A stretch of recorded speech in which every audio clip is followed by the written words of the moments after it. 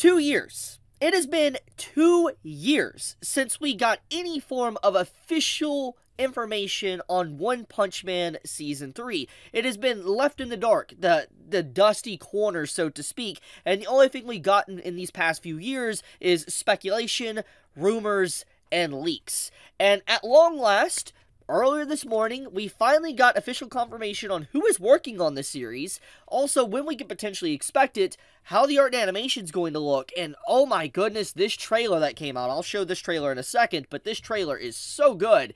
But, to kind of give some background lore here before I kind of dive any further, up to this very point, before this information came out earlier today, the speculation and rumors going on for a while was that Studio Mappa was potentially picking up the series. And then Studio Mappa wasn't picking up the series, but then it was again. It was constantly this speculation, rumor, leaks going around for a while, and the reason why it made it a little bit credible is